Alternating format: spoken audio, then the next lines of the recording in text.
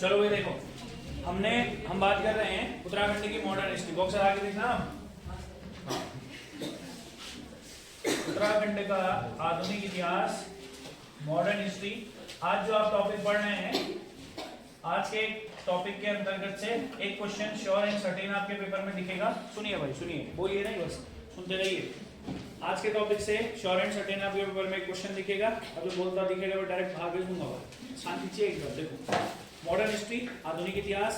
आधुनिक इतिहास में मैंने स्लॉट्स बनाए हैं जो हमने यूनिट 1 करी थी। यूनिट 1 के अंतर्गत जो हमने डिस्कस किया है वो समझिएगा।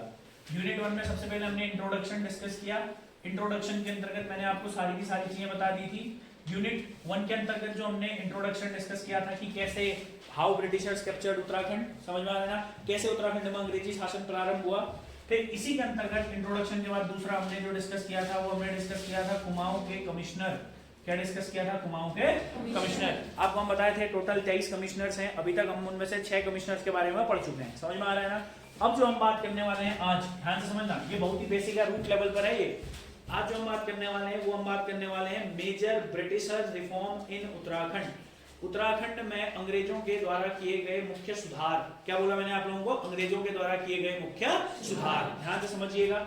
आज हम लोग करने वाले हैं major British reforms in Uttarakhand. Major British reforms in Uttarakhand. Uttarakhand में अंग्रेजों के द्वारा किए गए मुख्य सुधार। अगर हम सुधारों के बारे में बात करेंगे तो किस तरीके के सुधार, जैसे आप एक बात समझ सकते हैं, इस बात को बहुत अच्छे तरीके से समझिएगा, है ना।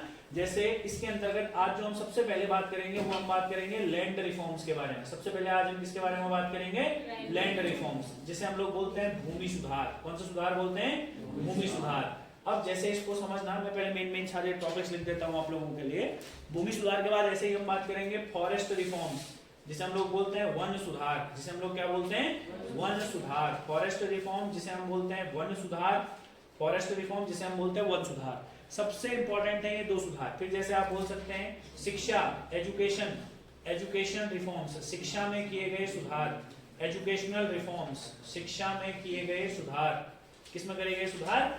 शिक्षा में किए गए सुधार। ऐसे ही हम इसी में बात करेंगे police and judicial reforms, police एवं न्यायिक सुधार। इसे बोलते हैं पुलिस एवं न्यायिक सुधार। पुलिस एवं न्यायिक सुधार। और भी ऐसे कई सारे सुधार थे। जैसे अब आप एक बात तो समझ गए, why we are studying about these reforms. आखिर हम इन रिफॉर्म्स के बारे में क्यों पढ़ रहे हैं? आप एक बात जानते हैं, जो हमारा वर्तमान समय में उत्तराखंड का पूरा हिस्सा है, इस तरीके से हम फोटोस बना रहे हैं जैसे, जो हमारा उत्तराखंड का पूरा हिस्सा है, आप जानते हैं बिफोर 1815, 1815 से पहले, 1815 से पहले यहाँ पर को गोरखा थे। गोरखाओं से पहले यहाँ पर को चंद और पवार थे। मगर आप जानते हैं जो मॉडर्न टेक्निक्स हैं या जो मॉडर्नाइजेशन है, that was all total done by Britishers. जितना भी यहाँ मॉडर्नाइजेशन है, आधुनिकीकरण है, वो अंग्रेजों द्वारा किया गया। आज हम देखते हैं कि आज आप देखते हो कि आपका अगर खेत का कोई भी काम होता है, आपका काम तहसील से होता है। खेतों को नापते कैसे हैं आप जानते हैं। आपके आसपास में बेनाम भूमि भी होती है। आप जानते हैं आपके उसमें सरकारी भूमि भी होती है। आप जानते हैं कोई जमीन आपके नाम पर भी होती है। तो ये कैसे, समझ में आ रहा है ना। इसे हम पढ़ेंगे इसके अंतर्गत भूमि बंदोबस्त, समझ में आ रहा है ना। हम पढ़ेंगे टाइप ऑफ लैंड। यहाँ से एक क्वेश्चन श्योर एंड सर्टेन, जितने पेपर इस साल हुए हैं, हर पेपर में, मैं बोलता हूं हर पेपर में, each and every examination, her paper में एक क्वेश्चन भूमि सुधार से आया होगा, या अगर यहाँ से नहीं आया तो वन सुधार से आया। कभी कभी यहाँ पर से 2 से 3 क्वेश्चन भी आ जाते हैं। समझ में आ रहा है ना। तो अंग्रेजों के द्वारा किए गए सुधार आपके लिए बहुत इंपॉर्टेंट है। आपको बस एक बात याद रखनी है, जो आज मॉडर्न सिनेरियो है, this all is made by Britishers. समझ में आ रहा है ना। बिफोर दिस सिनेरियो हम कुछ नहीं थे। समझ में आ रहा है। उत्तराखंड में कोई भी आधुनिकता की चीजें नहीं थी। ये सारी की सारी जो चीजें हैं वो किसके द्वारा लाई गई हैं? ब्रिटिशर्स के द्वारा। और वही सुधार हम एक एक करके सीरियल वाइज पढ़ने वाले हैं। तो चलिए सबसे पहले अगर हम बात करते हैं, हमारे यहाँ पर जो है भूमि सुधार, यानी कि जैसे हम लोग कौन से रिफॉर्म्स बोलते हैं सर? Land reforms. अगर हाँ कहीं जब गार्डन है ना, तो उस टाइम आपने पढ़ा है कि सेंट्रलाइजेशन कर दिया है। तो उसके तहत 7 तहसील और 5 थाने 7 तहसील और 5 थाने। हाँ, तो थाने तो पहले खुल गए थे ना, इसका मतलब। हाँ बिल्कुल बिल्कुल। हाँ में उनको लिखते हैं कि फर्स्ट। हाँ देखो, क्योंकि इसमें 2 अलग अलग चीजें हैं भाई। ये ठीक पूछा। देखो इन दोनों में क्या डिफरेंसेस है ना, 2 अलग अलग चीजें हैं। देखो ये जो थाना है ना, देखो मैंने बताया था, ये जो थाना है ना, थाना शब्द का मतलब हर बार के लिए बदलते रहा। समझ में आ रहा है मैंने क्या बोला? जो प्रारंभ में थाने खोले गए थे वो केवल और केवल जो राजस्व मामले होते थे उन मामलों की डील के लिए खोले जाते थे, ठीक हो गया भाई? और बाद में जो थाने थे वो अपराध, समझ में आ रहा है ना, ये जो क्राइम, ये जो सारी चीजें होती थी उनके लिए खोले गए। और देख जो आज वर्तमान में जो थाना है, थाना और पुलिस अब क्या कर दिया है, एक ही कर दिया, चाहे राजस्व के मामले हो चाहे कैसे भी मामले हो, ठीक है ना? अब देख वैसे तो पता है ना, एक चीज समझना, दो तरीके के मामले होते हैं ना, सिविल है ना, एक होता है विवाद के मामले और एक होता है अपराध के मामले। समझ में आ रहा है मैंने क्या बोला? इसको छोड़ दे अभी। एक होता है विवाद के मामले, होता है अपराध के मामले। जो पहला वाला था वो विवाद के मामलों के लिए था और जो बाद में वाला था वो अपराध के मामलों के लिए था। चलो और कोई डाउट से किसी को? फिलहाल हम लोग फिर इसको स्टार्ट करते हैं। चलो आज सबसे पहले हम बात करने वाले हैं भूमि सुधारों के बारे में। कौन से सुधारों के बारे में बात करने वाले हैं? भूमि सुधारों के बारे में। बढ़िया तरीके से सुनते जाइएगा बस। सबसे पहले आज हम बात करने वाले हैं भूमि सुधारों के बारे में। यूनिट 1 के अंतर्गत ही तीसरा बहुत बड़ा टॉपिक होता है। आप लोग ऐसे ही करके लिखिएगा, मैंने आप लोगों को ये शायद पहले भी बताया है। आज जो हम डिस्कस करने वाले हैं भूमि सुधारों के बारे में, जिसे हम लोग बोलते हैं लैंड रिफॉर्म्स। बोलिए कौन से सुधार बोलते हैं सर? Land reforms. चलिए लैंड रिफॉर्म्स के बारे में हम सबसे पहले बात करते हैं। ध्यान से सुनिएगा भाई। हाँ, पहला टॉपिक मैं आप लोगों को जो बता रहा हूँ, इसके अंतर्गत जो हम पढ़ने वाले हैं, ध्यान से समझिएगा। इसको हमने 3 सब टॉपिक्स में बांटा हुआ है, ध्यान से सुनिएगा, है ना। हमने इसको 3 टॉपिक्स में बांटा हुआ है और वो है हमारे पास, हम इसमें पढ़ने वाले हैं सबसे पहले भूमि के अधिकारी। ध्यान से समझना भाई। इसमें जो हम सबसे पहले पढ़ेंगे वो हम पढ़ेंगे भूमि के प्रकार और भूमि के अधिकारी। भूमि के अधिकारी, फिर हम पढ़ेंगे भूमि के प्रकार यानी कि officers of land, types of land, भूमि के प्रकार, और फाइनली हम पढ़ेंगे भूमि बंदोबस्त। फिर हम पढ़ेंगे भूमि बंदोबस्त। चलो फिलहाल एक एक करके स्टार्ट करते हैं। सबसे पहला टॉपिक है हमारे पास भूमि के अधिकारी। ध्यान रखना है ब्रिटिश काल में जो भूमि हुई थी ध्यान रखना। पहला इंपॉर्टेंट ये है भूमि के अधिकारी। पहला है हमारे पास भूमि के अधिकारी। बस सुनते रहिए अच्छे तरीके से, फिर आप आराम से अपने हिसाब से नोट डाउन करते रहिएगा। भूमि के अधिकारी पहला इंपॉर्टेंट चीज। आप मैं शॉर्ट में लिखूंगा। ब्रिटिश काल में भूमि को कहा जाता था, ब्रिटिश काल में भूमि को कहा जाता था, तो आपका आंसर होगा थात। पहला इंपॉर्टेंट क्वेश्चन कांस्टेबल के पेपर के लिए, भूमि को क्या कहा जाता था? थात। और जो थात का अधिकारी हुआ करता था उसी को कहते थे थातवान। क्या कहते थे सर? थातवान। जिसके पास थात है उसी को क्या कहा जाता था? थातवान। और थात क्या होता था? तो आप बोलेंगे सर जो भूमि हुआ करती थी, भूमि को ब्रिटिश काल में क्या कहा जाता था सर? थात कहा जाता था। क्लियर हो गया ना? अब आपको याद रखना है। अब ध्यान समझना भाई, ये बढ़िया क्वेश्चन बनता है यहाँ से, ये रटा होना चाहिए। थातवान कौन है? मतलब एक हिसाब से ओनर ऑफ लैंड। थातवान कौन है? एक हिसाब से हमारे पास ओनर ऑफ लैंड। जो थातवान हुआ करता था, थातवान के अंतर्गत जो कृषक होते थे उनको खैकर कहा जाता था। जैसे मान लो मैं हूँ, है ना, मेरे पास बहुत सारा जमीन है, मेरे पास 2 गांव की जितनी जमीन है, पूरे 2 गांव मान लो मेरे पास उतनी जमीन है।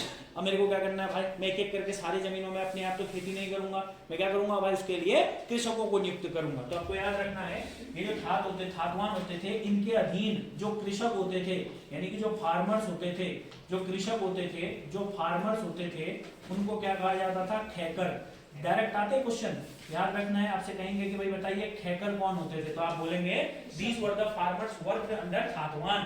थातवान के अधीन जो कौन होते थे? हमारे पास किसान होते थे, उन्हें क्या कहा जाता था? खैकर। और जो खैकर होते थे इनके 2 प्रकार होते थे। खैकरों के कितने प्रकार होते थे? 2 प्रकार होते थे। ये भी आता है पेपर में, याद रखना है। जिसे हम कहते हैं कच्चे खैकर और पक्के खैकर। अगर हम बात करेंगे कच्चे खैकर, तो आपको याद रखना है ऐसे व्यक्ति जिनके पास कभी भूमि थी ही नहीं। क्या बोला मैंने आपको? ऐसे व्यक्ति। पहले हम लोगों को लिखा है कच्चे खैकर, दूसरा यहाँ पर लिखा हुआ है पक्के खैकर। कच्चे खैकर और पक्के खैकर। अब ध्यान से समझना, ऐसे व्यक्ति जो कभी भूमि स्वामी नहीं रहे, ध्यान से समझना, जो कभी भूस्वामी नहीं रहे, मैं समझा भी दूंगा, पहले लिख लेते हैं। जो कभी भी भूस्वामी नहीं रहे और जो कभी इतिहास में या जो पहले भूस्वामी थे, जो इससे पहले भूस्वामी थे, जो पहले भूस्वामी थे, जो पहले भूस्वामी थे वह पक्के खैकर, और जो कभी भूस्वामी नहीं रहे वह कच्चे खैकर। इन द सेंस आप बोलोगे सर ये कैसी बात कर रहे हो, भूस्वामी थे नहीं थे? मान लो मैं एक व्यक्ति हूँ, समझ में आ रहा है ना? मान लो मैं एक व्यक्ति हूँ, मैं थातवान, समझ में, मेरे पास बहुत ज्यादा भूमि है, तो मैं क्या हो गया? थातवान हो गया। अब मान लो एक और व्यक्ति है जिसके पास कम भूमि है, समझ में आ रहा है ना? अब वो मेरे पास आया, है ना, उसको पैसों की जरूरत थी, इन द सेंस मैंने उसको पैसे दिए, है ना, और जब वो मेरे पैसे वापस नहीं लौटा पाया तो मैंने उसकी भूमि क्या कर ली? जब्त कर ली। तो इसका मतलब पहले मेरे पास भूमि थी, अभी मेरे पास भूमि नहीं है, तो बाद में मैं दूसरे की भूमि में कृषि करूंगा तो मैं कैसा खैकर कहलाऊंगा? पक्का खैकर कहलाऊंगा। समझ में आ रहा है ना? और कोई ऐसा व्यक्ति जिसके पास इतिहास में कभी भी भूमि नहीं थी तो वो कैसा खैकर कहलाएगा सर? कच्चा खैकर कहलाएगा। वो कैसा खैकर कहलाएगा? कच्चा खैकर। कच्चे खैकर और पक्के खैकर आप लोगों को समझ में आ गया। चलिए आगे की ओर बात करते हैं। एक और व्यक्ति, एक और खैकर का एक और प्रकार होता था, ध्यान समझना, एक और प्रकार होता था, आप लोग इसको ऐसे ही करके नोट डाउन करिएगा, जिसे कहते थे सिरतान। क्या कहते थे सर? सिरतान। पेपर में आएगा सिरतान कौन होता था, तो आप बोलेंगे इन दोनों के बीच वाला व्यक्ति। इन दोनों के बीच वाला व्यक्ति इन द सेंस, एक व्यक्ति है जो कभी भूस्वामी नहीं रहा, एक व्यक्ति है जो इतिहास में कभी भूस्वामी रहा था। इसका मतलब क्या है? इस व्यक्ति के पास तो कभी पैसे थे ही नहीं, इस व्यक्ति के पास कभी जीवन में पैसे थे, ये भी ठीक ठाक स्तर का आदमी था। मगर एक आदमी होता है मध्यम वर्ग का, मध्यम वर्ग समझते हैं, जो थोड़ा ठीक ठाक होता है। तो सिरतान ऐसा व्यक्ति था जो कृषि करता था, मगर ये ऐसे कृषक के रूप में काम नहीं करता। जैसे मान लो मैं एक व्यक्ति हूँ, समझ पहली वाली कंडीशन समझ में आ गई, जिसके पास कभी पैसा नहीं था। दूसरी वाली कंडीशन आई जिसके पास पैसा था, मतलब जिसके पास खेती नहीं थे कभी। दूसरी वाली कंडीशन जिसके पास खेत थे पहले, समझ में आया। एक और कंडीशन समझो, मान लो मैं एक व्यक्ति था, समझ में आ रहा है ना, मेरे पास बहुत सारे खेत नहीं थे, मेरे पास ठीक ठाक खेत थे, समझ में आ रहा है। मेरे को पैसों की जरूरत पड़ी, मैंने सारे खेत बेच दिए, या मैंने सारे खेत किसको दे दिए? हमारे किसको दे दिए? थातवान को दे दिए। मैंने अपने सारे खेत किसको दे दिए? थातवान को दे दिए। थातवान ने मुझे एक मोटी रकम दी, मैंने उसमें से आधा पैसा जहां मेरे को इन्वेस्ट करना था कर दिया, मेरे पास फिर भी थोड़ा पैसा क्या हो गया? बच गया। फिर मैंने कहा, मैं थातवान के पास गया, मैंने कहा थातवान से, भाई मेरे खेत मेरे को वापस दे दे, ये ले पैसा ले ले। उसने कहा भाई किसी बात कर रहा है, थोड़ी मिलेंगे तेरे को तेरे खेत। मैंने कहा ठीक है, एक काम तो कर सकता है, फिर ये पैसे ले ले, ये खेत जो है 1 साल के लिए मुझे दे दे। समझ में आ रहा है ना। जो खेतों को ठेके पर लेता था उन्हें क्या कहते थे? सिरतान। समझ में आ रहा है ना। वो कृषक नहीं, जरूरी थोड़ी सिरतान खुद कृषि करेगा, जरूरी नहीं है ना। अब फिर मैंने ले लिया पैसा, फिर मैं लगाऊं ठेकर, समझ में आ रहा है। तो सिरतान एक अलग कैटेगरी है जो आपको याद रखना है। समझ में आया। पेपर में डायरेक्ट आते, डायरेक्ट प्रीवियस ईयर पेपर उठा के देख लो, डायरेक्ट आएंगे आपको। एक अलग अलग किताबों से अलग अलग तरीके से दिए रहते हैं, ये मैंने पूरा डिजाइन किया हुआ अलग तरीके से, जैसे मैं पढ़ा रहा हूं वैसे पढ़िए आपको। समझ में आ रहा है ना। बस और क्लियर होना चाहिए, बस मेन बात है क्लियर होना चाहिए। टॉपिक क्लियर हो गया, याद करने की जिम्मेदारी आपकी, ठीक हो गया ना। उस समय से मेरी जिम्मेदारी खत्म हो जाती है, फिर भी मैं कोशिश करता हूं कि आपको याद हो। तो ध्यान से समझना है, ऐसा व्यक्ति जो वार्षिक रूप से, ऐसा व्यक्ति जो वार्षिक रूप में, ऐसा व्यक्ति जो वार्षिक रूप में खेत को किस पर ले? किराए पर ले। क्लियर हो गया ना। किस पर ले? किराए पर। उसको क्या कहते थे सर? सिरतान कहते थे। क्या कहते थे सर? सिरतान। बताइए अगर किसी को कोई डाउट है तो, अगर किसी को कोई भी डाउट है तो बता दीजिए, फिर आगे की ओर बात करते हैं थोड़ा सा। 2-3 इंपॉर्टेंट क्वेश्चन। अब 2 व्यक्ति और याद रखने आप लोगों को, यहीं पर को, एक होता था प्रधान और एक होता था थोकदार। एक कौन होता था? थोकदार। ध्यान से समझना, अच्छा क्वेश्चन है, ठीक है। अगर इस तरीके से कभी पेपर में पूछा नहीं जाता है, फिर भी दिमाग में रखना है 2 व्यक्तियों को, है ना, प्रधान और थोकदार। ये भी अंग्रेजों के समय में भूमि के कुछ वर्ग अधिकारी हुआ करते थे। इन दोनों पॉइंट्स को भी हम लोग नोट करके लिख सकते हैं। सुनिएगा ध्यान से, नोट करके। ये भूमि का अधिकारी चल रहा है अभी, है ना, ऑफिसर्स ऑफ लैंड चल रहा है अभी। जितने पॉइंट बताएं, रिमेंबर दिस पॉइंट। अब आपको याद रखना है प्रधान और थोकदार। एक व्यक्ति याद रखना है प्रधान और थोकदार। देखो भाई, जो प्रधान होता था ना, प्रधान का एक बहुत इंपॉर्टेंट काम होता था अंग्रेजी काल में। समझ में आ रहा है। आजकल का प्रधान अलग है, ब्रिटिश काल में हम बात अलग कर रहे हैं। ब्रिटिश काल में जो प्रधान हुआ करता था, इसका काम क्या होता था ना, गांव से राजस्व को जमा करना। प्रधान क्या करता था? गांव से राजस्व को क्या करता था? जमा करता था। समझ में आ रहा है ना। और आपको याद रखना है, आप अब ऐसे इधर सुनो, ट्रेल के समय में हमने एक चीज पढ़ी थी, इधर सुनो जरा। ट्रेल के समय में ट्रेल ने 9 पटवारियों के पद को कब सृजित किया था? किस वर्ष? 1819। दोस्त याद करो घर जाके, बोलने से पहले आंसर आना चाहिए। जब मैं पूछता हूँ, जब मैं पढ़ा रहा होता हूँ उस समय नहीं बोलो, जब मैं पूछ लिया उस समय में आंसर आना चाहिए। और सुनो ध्यान से क्वेश्चन को, मैं क्या बोलता हूँ ना, देखो भाई इस बात को समझना। मैं फिर बोलता हूँ आप लोगों को, मैं इस चीज पर इतना जोर इसलिए देता हूँ क्योंकि मैंने अपनी लाइफ में इसी चीज की वजह से बहुत ठोकरें खाई। समझ में आ रहा है ना। हाँ, इस बात को समझना। कभी भी लाइफ में जब पेपर होता है ना, पेपर भाई, पेपर बहुत खतरनाक सी चीज है। अगर आप बिना तैयारी के, बिना सोचे समझे जाएंगे तो पेपर बहुत खतरनाक है, और अगर आप पूरी प्लानिंग से जाएंगे तो पेपर के जितना इजी कुछ नहीं है। समझ में आ रहा है ना। मैं क्या बोलता हूँ आप लोगों को, जब भी कुछ पूछा जाता है पहले क्वेश्चन को ध्यान से सुनो एंड देन एक्ट अकॉर्डिंगली, क्योंकि क्वेश्चन पेपर में कुछ भी पूछ सकता है ना, और वो घुमाएगा क्वेश्चंस को। समझ में आ रहा है ना मैंने क्या बोला। हाँ, तो बताइए मुझे, मैंने क्या बोला आप लोगों को, पटवारियों की नियुक्ति किसने करी थी? ट्रेल ने कर दी थी। मगर हमने पढ़ा था ट्रेल ने पटवारी अटवारी बनाए, पहले ठीक होते थे, मगर वो पटवारियों का बस काम कितना हुआ करता था भैया?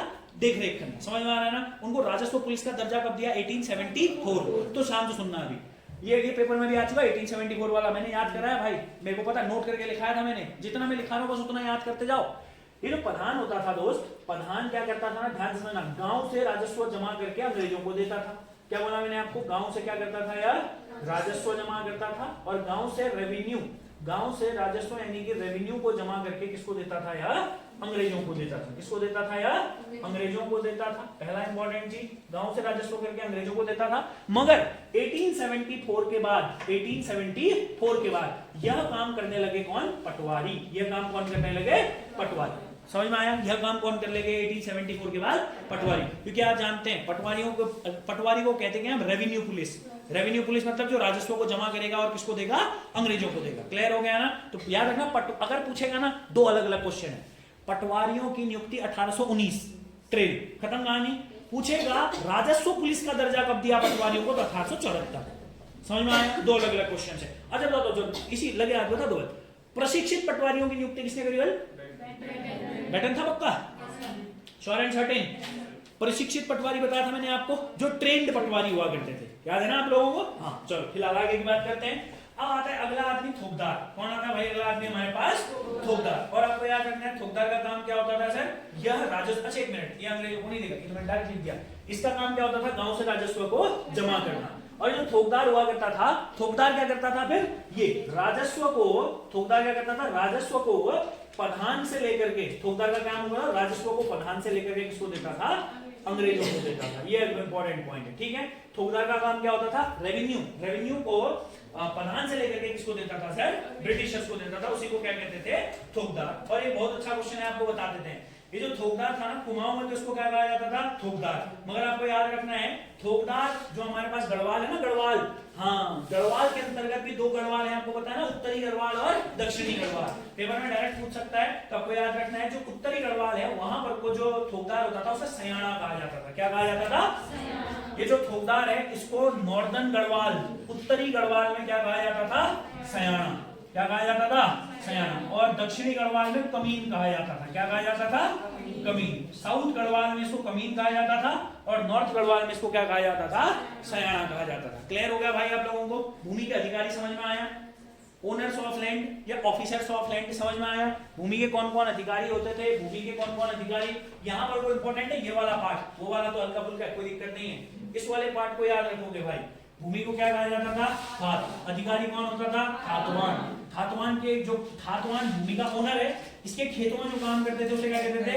हैकर। यानी कि जो कृषक होते थे उन्हें क्या कहते थे? हैकर। हैकर के कितने प्रकार होते थे? दो, कच्चे और पक्के। कच्चे हैकर का मतलब क्या हुआ? जो कभी भूमि स्वामी नहीं थे। पक्के हैकर का मतलब क्या हुआ? जो पहले भूस्वामी थे। एक और व्यक्ति आ जाएगा सिरतान। आपको याद रखना है, ऐसे व्यक्ति जो वार्षिक रूप में खेतों को किराए पर लेते थे उन्हें क्या कहा जाता था? सिरतान कहा जाता था। फिर हमने बात करी प्रधान। प्रधान मतलब कौन है? जिसका काम क्या होता था? गांव से राजस्व को जमा करना। और अगला पॉइंट है हमारे पास 1874 के बाद ये काम किसका हो गया? पटवारियों का हो गया। आगे बात करते हैं थोकदार। थोकदार का काम क्या होता था? राजस्व प्रधान से लेकर के किसको देता? अंग्रेजों को। मगर इसी को सयाना और क्या भी कहा जाता था? कमीन कहा जाता था। कहां? हमारे गढ़वाल के अंतर्गत। चलो अब हम आगे की ओर बात करते हैं। अब है थोड़ा सा इंपॉर्टेंट क्वेश्चन। अब है हमारे पास भूमि के प्रकार। ये तो पहला कंप्लीट हो गया, भूमि के अधिकारी। अब हम बात करेंगे भूमि के प्रकार। अंग्रेजी काल में कैसे भूमि बांटी जाती थी? अच्छा तुम खुद सोचो, अब हम सुधारों की बात कर रहे हैं ना सर, अब तुम जरा सोचो दे जरा, चंद पवार और गोरखा काल में से भूमि के प्रकार होते थे? नहीं। हाँ ऐसा होता कोई राजा है भाई, अगर किसी राजा जैसे एक होती गूंठ भूमि, समझा ना? अब जो ऐसा किसको दे दी? ब्राह्मणों को दान में दे दी या मंदिरों को दान में दे दी। समझ में आ रहा है ना क्या? बाकी सब भूमि तो सरकारी। सरकारी क्या मतलब? राजा की भी है, प्रजा की भी है, जो चाहे जो कर रहा है वो कर रहा है। मगर जब अंग्रेज आए, अंग्रेजों ने भूमि को क्या कर दिया? बांट दिया। समझ में आ रहा है? अब वही हम क्या पढ़ने वाले हैं? भूमि के प्रकार। चलिए इतना समझ में आया दोस्त? तो आपको याद रखना है, कौन कौन याद रखना है? पहला सबसे पहले कौन था हमारे पास? खातवान। खातवान के बाद खैकर, कच्चे पक्के और सिरतान। सिरतान के बाद प्रधान। प्रधान के बाद थोकदार। क्लियर हो गया ना? कमीन और सयाना भी क्या होते थे? थोकदार होते थे। बस कमीन और सयाना थोकदारों के क्या है? दो अलग अलग नाम है। या आप ऐसा बोल सकते हो, प्रकार नहीं बोलो, नाम ही बोलो, यानी कि उनको अलग अलग नाम से जाना जाता है। चलो अब आते भूमि के प्रकार में। यानी कि टाइप्स ऑफ लैंड। भूमि के प्रकार सबसे पहला ध्यान से समझना अभी। भूमि के प्रकार, टाइप्स ऑफ लैंड। भूमि के प्रकार, टाइप्स ऑफ लैंड। भूमि के प्रकार, टाइप्स ऑफ लैंड। जो भूमि के प्रकारों में जो पहली भूमि हुआ करती थी उसी को कहते हैं गूंठ भूमि। कौन सी भूमि कहते हैं? गूंठ भूमि। याद रखना है, पहली भूमि को हम लोग कौन सी भूमि बोलते हैं? गूंठ भूमि बोलते हैं। अब थोड़ा सा गूंठ भूमि के बारे में बात कर लेते हैं। ध्यान से समझते रहना जो मैं आप लोगों को बताता हूँ। देखो ध्यान से समझिएगा। अब जैसे अंग्रेजों ने एक काम किया, जैसे मान लो पूरा का पूरा एक गांव क्षेत्र है, बिल्कुल मेरी बात को बहुत ध्यान से समझना, ठीक है? ध्यान से समझिएगा। देखो मान लो और ये अंग्रेजों के समय में नहीं हुआ, ये बहुत पहले से चलता है, गूढ़ भूमि का है ना। अब जैसे मान लो ये पूरा का पूरा उत्तराखंड है, ठीक है भाई, ये पूरा का पूरा उत्तराखंड है, ये बीच से काट दिया हमने, गढ़वाल हो गया और ये कुमाऊं हो गया। आ जानते यहाँ पर तो हमारे पास गंगोत्री यमुनोत्री मंदिर भी है, समझ में आ रहा है। अगर हम बात करेंगे यहाँ केदारनाथ और बद्रीनाथ भी बना दिया हम लोगों ने रुद्रप्रयाग और चमोली के अंतर्गत, ठीक हो गया ना। उत्तरकाशी में बाकी के 2 बना दिए। अब समझो, मान लो यहाँ पवारों का जो एक राजा है, यहाँ श्रीनगर के अंतर्गत बैठता पवारों का राजा। अब पवार राजा ने कहा ये वाली भूमि गूढ़ भूमि है, ये जो मैंने गोला बनाया ये गूढ़ भूमि है। तो होता क्या था, ये गूढ़ भूमि अब इस मंदिर के किसी काम की है, कोई काम किया, मंदिर तो यहाँ है, ये गूढ़ भूमि बोल दी। तो क्या करते थे, गूढ़ भूमि एक ऐसी भूमि होती थी, इससे जो राजस्व आएगा वो इस मंदिर के कार्य में लगेगा। समझ में आया क्या बोला मैंने आप लोगों को? मान लो कि हमने बोला, समझ में आ रहा है। अब मान लेते हैं कि हम बता आस्था कोचिंग यहाँ पर कोई है, समझ। अब किसी व्यक्ति ने बोला कि भैया ये काम बस आस्था वाले करेंगे बस, या ये आस्था वालों के लिए है। अब आस्था तो वहां नहीं है ना, तो क्या करेंगे, उससे जो भी फाइनेंशियल हेल्प होगी उसको हम कहाँ यूज करेंगे, हमारे इसके यहाँ जहां हमारा परिसर है। वही गूढ़ भूमि एक ऐसी भूमि हुआ करती थी जिससे प्राप्त राजस्व को मंदिर के लिए प्रयोग किया जाता था। क्लियर हो गया ना। और खास करके गूढ़ भूमि से जो राजस्व प्राप्त होता था वो केदारनाथ और बद्रीनाथ मंदिरों के लिए प्रयोग में लाया जाता था, क्योंकि आज से पहले भी उस समय में भी सर्वाधिक मान्यता वाले मंदिर कौन हुआ करते थे, हमारे केदारनाथ और बद्रीनाथ मंदिर हुआ करते थे। बताइए पहला इंपॉर्टेंट पॉइंट समझ में आया। गूढ़ भूमि कैसी भूमि हुआ करती थी सर? अब भूमि तो दान में देंगे ना मंदिर को, मगर क्या बनता, मंदिर को चढ़ा दी भूमि। समझ में आ रहा है? वहां से जितना भी पैसा आएगा वो सब किस कार्य में लगेगा, बस केवल और केवल मंदिर के प्रयोग के लिए लगेगा। और मैं फिर कहता हूं इसकी जो शुरुआत थी वह स्थानीय शासकों के द्वारा कर दी गई थी, यानी कि जो लोकल रूलर्स हुआ करते थे उन्होंने इसकी शुरुआत कर दी थी। बाद में हालांकि इसको अंग्रेजों ने भी लागू किया कुछ समय तक, ठीक है ना। बाद में तो फिर आपको याद ही है ट्रेल रेल ने क्या बना दिया था भाई, बद्री केदार समिति वगैरह बना दी थी, फिर समिति बना दी थी, सारा पैसा समिति में जाएगा, है ना। और फिर कुमाऊं का कमिश्नर अकॉर्डिंगली उसको इन्वेस्ट करेगा। चलो आगे की ओर बात करें भाई। अरे लड़कियों को डाउट है, आगे बात करते हैं सदाव्रत भूमि। लिख लेना भाई पूरा का पूरा।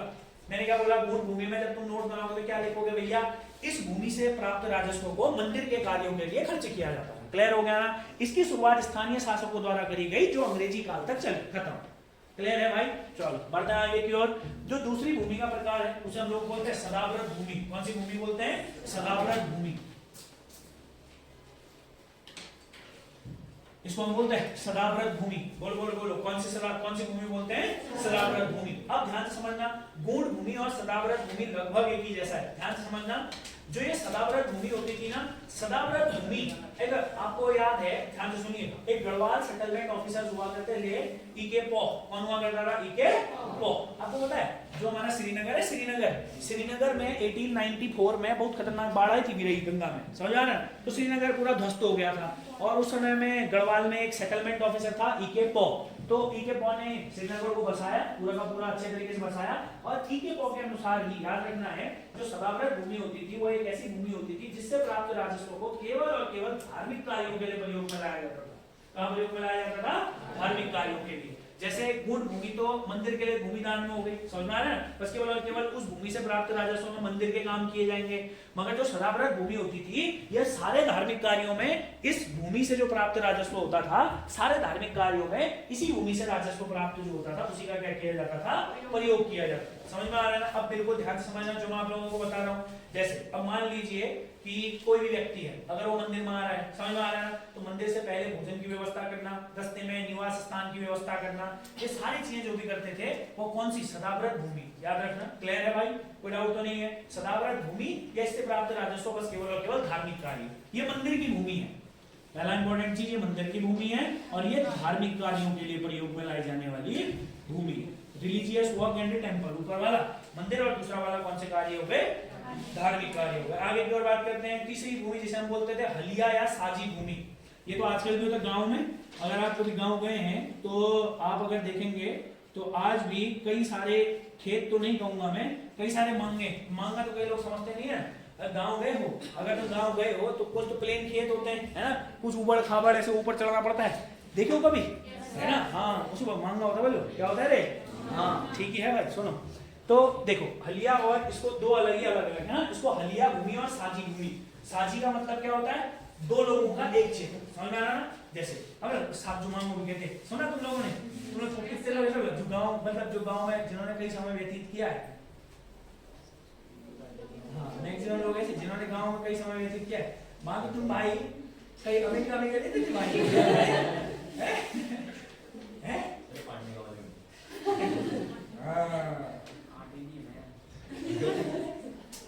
चलो इधर सुनो, चलो कोई दिक्कत नहीं है। देखो भाई ध्यान से समझना, जो मैं आप लोगों को बताता हूँ। देखिएगा, अगर हम बात करेंगे साझी भूमि, साझी का मतलब क्या होता है? जिस भूमि पर 2 या 3 लोगों का अधिकार है। समझ में आ रहा है ना? ऐसी भूमि, जिस भूमि पर, साझी भूमि का मतलब क्या होता है ना? साझा मतलब तो संजायत भी कह सकते हो, साझी भूमि कह दो तो पेपर में ऐसे आएगा क्वेश्चन, है ना? साझा मतलब जिस भूमि पर 2 या 3 लोगों का अधिकार। क्या बोला मैंने आप लोगों को? जिस भूमि पर 2 या 3 लोगों का क्या हो? अधिकार। समझ में आ रहा है? और इसका प्रयोग ना बस एक ही चीज में किया था, घास काटने में। समझ में मैंने क्या बोला? आधे मांगने का घास तू काट, आधे मांगने का हम काटेंगे। हमारा भी ना, हमारे घर के नीचे, देखो पता है, इसीलिए है ना, हमारे घर के नीचे मांगा है, वो भी साथ जाई है, आधा किसी और का आधा हमारा है, इसलिए आपको पता है। ठीक है, वैसे भी पता ही है भाई, कंजम्पशन मतलब। समझ में आया मैंने क्या बोला आप लोगों को? तो हलिया और कौन सी भूमि होती है? साझी भूमि। चलिए, एक और भूमियां होती थी, ध्यान समझना, ये भी होता है आजकल भी, ध्यान समझना। एक और पॉइंट अगर आप याद कर सकते हैं, अधिया। समझते हो अधिया का मतलब क्या होता है? हाँ, ये भी होता है, आजकल भी होता है ऐसा। देखो अधिया आजकल भी होता है भाई। अब जैसे मान लो हमारे गांव में भी ना, हमारे जो पर्टिकुलर गांव है वहां पर वो भी है ऐसा वाला सिस्टम, आजकल भी है। मैं बताता हूँ तुम्हें कैसे है। अब जैसे मान लो, अब जो हमारा गांव है वो गांव नहीं रहा, पहला इंपॉर्टेंट चीज तो। अब जो हमारा गांव, कहीं मेरा गांव यहीं पड़ता है, ज्यादा दूर नहीं। हाँ, कहीं मास्टर गांव तो कह रहे हो कहाँ रहता हो? यहीं करो, एक्चुअली देखा तुम लोगों ने? हाँ, तो वहीं रहते हैं। चलो सुनो, हमारे यहाँ पर को क्या है, ध्यान से सुनिएगा। देखो क्या है हमारे यहाँ पर को भी, अब क्या है हमारे यहाँ पर को आसपास में भी कई सारे लोग घर ले, मतलब जमीन लेकर उन्होंने घर बना दिए हैं। अब तो क्या होता है ना, कई सारे लोग जो गांव से यहाँ आए हुए हैं, तो उनको सौ गाय आई पालेंगे, हम यहाँ भी पालेंगे। वो गांव छोड़कर आ गए, यहाँ उन्होंने जमीन ली, फिर भी यहाँ बसे, उसके बाद भी उन्होंने यहाँ भी गाय पाली हुई है। अब जब यहाँ गाय पाली हुई है, तो अब हमारे घर, हमारे यहाँ पर वो कई सारे ऐसे लोग हैं जिनके बहुत सारे खेत हैं। समझ में आ रहा है? तो उन्होंने क्या किया है, अब वो जो गाय है, अब भाई गाय के लिए चारा भी तो चाहिए ना, तो उन्होंने क्या करते हैं ना, वो लोग कहते हैं भाई तुम हमको एक खेत क्या दे दो। हमारे गांव वालों से क्या कहते हैं, एक खेत क्या दे दो तुम, अधिया में दे दो। अधिया मतलब क्या है? उस, हाँ, आधा नहीं, आधा खेत दे दो। सुनो क्या है मतलब, लड़की के लिए आधा खेत दे दो, ऐसा नहीं भाई। उस खेत पर वो आदमी कृषि करेगा, उस खेत पर वो आदमी कृषि करेगा, और उस खेत में हुआ अनाज का आधा हिस्सा ओनर को देगा और आधा हिस्सा खुद रखेगा। समझ में आ रहा है ना? अरे समझ में आया? क्लियर है भाई? तो अधिया भूमि क्या होता है भैया? जिसमें किसका बंटवारा होता है? रे अनाज का बंटवारा। और आजकल ये मेनली कहाँ होता है? भावर में होता है ना? भाव तुम में से भी गए होगी, जमीन होगी ना, राशन आता होगा ना, साल में 2 बार भावर से आता है, पता नहीं को आता होगा। ठीक है वाह भाई, सेठ लोग हो तुम में से भी कई लोग, हाँ, तो भावर से राशन साल में 2 बार नहीं आता है? नहीं आता तो बड़े हलिया और साझी भूमि समझ में आ गए तुम लोगों को। चलो आगे की ओर बात करते हैं। चौथे नंबर पर संजायत भूमि। कौन सा भूमि हो गई? संजायत भूमि। देखो साझी और संजायत में फर्क होता है, कंफ्यूज नहीं होना भाई। ये है संजायत भूमि। ये कौन सी भूमि है सर? संजायत भूमि। अच्छा आपको एक बात पता है, ये संजायत भूमि पूरे गांव की होती है। संजायत भूमि किसकी होती है? पूरे गांव की होती है। जैसे मांगना है, मांगना जैसे मांगना मतलब तुम ऐसा सोचो कि एक उबड़ खाबड़ क्षेत्र, एक उबड़ खाबड़ क्षेत्र 2 या 3 लोगों का हो सकता है, ज्यादा से ज्यादा भाई 3 भी नहीं, 2 ही लोगों का होता है। समझ में आ रहा है ना? अब मगर मान लो गांव में कोई फील्ड है, गांव में क्या है? कोई फील्ड है। अब अगर गांव में कोई फील्ड है तो ऐसा तो नहीं हो 2 ही लोगों का फील्ड है, ऐसा नहीं है ना, वो संजायत है। फील्ड क्या है? संजायत है। तो संजायत भूमि ऐसी भूमि होती थी जिस पर पूरे गांव का अधिकार होता था। जिस पर किसका अधिकार होता था? पूरे गांव का अधिकार होता था। और गांव में अगर मेला लगाना तो वहीं लगाएंगे। समझ में? और भी कई सारी चीजें। अब देखो ध्यान समझना, 5वें नंबर पर आता है बेनाम भूमि। कौन सी भूमि आती है? बेनाम भूमि।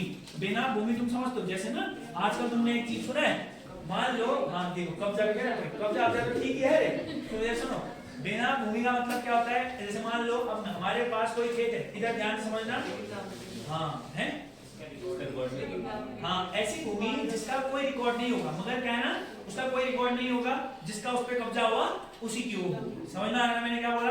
कहीं ना कहीं तो रिकॉर्ड होता ही है। तो बेनाम भूमि का मतलब क्या होता है सर? ऐसी भूमि जो किसी के नाम पर भी ना हो। समझ में आ रहा है? अब आता है इंपॉर्टेंट, यहाँ से क्वेश्चन बनेंगे, ध्यान समझना। एक और है केसर ए हिंद भूमि। कौन सी भूमि बोला मैंने आपको? केसर ए हिंद।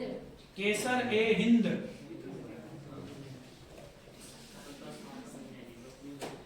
केसर ए हिंदू भूमि कैसी भूमि होती होगी? ध्यान समझना। अब देखो ई के पॉ था, अभी मैंने बताया सेटलमेंट ऑफिसर। ई के पॉ कैसा ऑफिसर था? सेटलमेंट ऑफिसर था। ई के पॉ जो हमारा एक सेटलमेंट ऑफिसर था, ई के पॉ ने एक बहुत ही खतरनाक सा काम किया। ई के पॉ ने जब पूरे भूमि बंदोबस्त वगैरह या पूरे सेटलमेंट करे, तो ई के पॉ ने कहा जितनी भी गांव के अंतर्गत खाली एवं जितनी भी बंजर भूमि है, क्या बोला मैंने, जितनी भी खाली एवं जितनी भी क्या है बंजर भूमि है, वो सारी भूमि को इसने सरकारी रिकॉर्ड में डाल दिया और बोला कि यह भूमि अब सरकारी भूमि है और सरकारी भूमि को ही क्या कहा जाता है सर, कैसी भूमि कहा जाता है, केसरी हिंद भूमि। क्लियर हो गया ना? तो आपको याद रखना है केसरी हिंद भूमि कैसी भूमि हुआ करती थी, सरकारी भूमि हुआ करती थी। तो ये आप लोगों को भूमि के प्रकार समझ में आया। अभी देखो जिसे हम पढ़ रहे थे तो उसमें इजी टाइप का लग रहा था, अब ऐसा भी होगा ना जब तीसरे दिन पढ़ोगे इसको, तीसरे दिन रिवाइज जरूर कर लेना, नहीं तो फिर कंफ्यूजन होगा। साझी और संचायक भूमि, अधिया भूमि तो मैंने आपको बस बताया, बीच में नोट करके इसको याद कर लेना। बेनाम भूमि पता है केसरी हिंद, तो बेनाम और केसरी हिंद में क्या फर्क है, जो सरकारी रिकॉर्ड में है वो केसरी हिंद भूमि है, बेनाम भूमि रिकॉर्ड में नहीं भी हो सकती है। समझ में आ रहा है ना? गूढ़ भूमि और सदाव्रत भूमि दोनों एक जैसी है, मगर गूढ़ भूमि जो मंदिर के लिए प्रयोग हो और जो धार्मिक कार्यों के लिए प्रयोग हो वह सदाव्रत भूमि। समझ में आ रहा है ना? गूढ़ और सदाव्रत में एक और फर्क होता है, गूढ़ भूमि ज्यादातर बद्रीनाथ और केदारनाथ मंदिरों के लिए प्रयोग में लाई जाती थी। हलिया, साधी, संचायक, बेनाम और केसरी हिंद भूमि के प्रकार भी क्लियर हो गया। अब आते हैं गोल्डन टॉपिक में, जो सबसे महत्वपूर्ण टॉपिक है जिसे हम बोलते हैं भूमि बंदोबस्त। क्या बोलते हैं नरगियो? बंदोबस्त का मतलब है सेटलमेंट। बंदोबस्त का मतलब क्या है? सेटलमेंट। अब जैसे मैंने आपको बताया, कई बार आपने सुना है, कई बार कहते हैं ना बंदोबस्त आया बल इस बार। बंदोबस्त आएगा मतलब क्या होता है कि उसमें आप अपने लैंड को सेटल कर सकते हैं। जैसे मान लो बंदोबस्त में एक और इंपॉर्टेंट चीज होती है, जैसे मान लो अगर कोई बेनाम भूमि है, अगर बेनाम भूमि पर आपका कब्जा है, समझा, कई सालों से, ऐसा नहीं है कि अभी अभी, कई सालों से आपका बेनाम भूमि पर कब्जा है, और अगर बंदोबस्त आएगा, मगर हम ब्रिटिश काल के बंदोबस्त बात कर रहे हैं, स्वतंत्रता के बाद के बंदोबस्त की बात ही नहीं है, क्योंकि भारत ने भी उन्हीं आंकड़ों के साथ कार्य किया। समझ रहा है मैंने क्या बोला? हाँ, जैसे ना अंग्रेज जो थे ना, अंग्रेजों ने लिए आंकड़े गोरखाओं से। अंग्रेजों ने पहले अंग्रेज आए थे ना, पहले अंग्रेजों ने गोरखाओं से कहा लाओ बोले अपने रजिस्टर यहाँ लाओ। समझे? रजिस्टर मतलब जितने भी यहाँ के कृषक लोग होते थे, जितने भी यहाँ के लोग होते थे, गोरखाओं ने जितने भी रजिस्टर मेंटेन किए हुए थे वो सब अंग्रेजों ने लिए। समझा ना? बाद में फिर अपना पूरा का पूरा मेजरमेंट किया। तो आज हम बात करने वाले हैं इसके अंतर्गत ब्रिटिश काल में हुए सारे भूमि बंदोबस्त। आप लोगों को इतना समझ में आया? खैगर याद है, सिरदान पता है कौन होता है, मुमताज पता है, कमीन पता है, सयाना पता है, कच्चे खैकर, पक्के खैकर, खातवान, खात सब पता है ना? हाँ ठीक है। गूढ़ भूमि, सदाव्रत भूमि, बेनाम भूमि, साझी भूमि, संचायक भूमि, केसरी हिंद भूमि। याद है? कोई डाउट तो नहीं है? याद होना चाहिए भाई, जैसे जैसे बताया ना, एक एक step wise remember in the similar way. चलो बढ़ते आगे की ओर। कोई डाउट तो नहीं है इतने में? सो पूछना है, पूछो करो।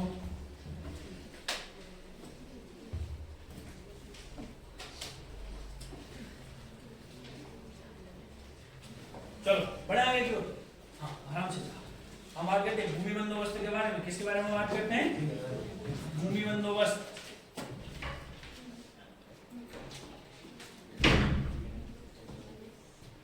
Land settlement. कितने भूमि बंदोबस्त हुए अंग्रेजों के द्वारा?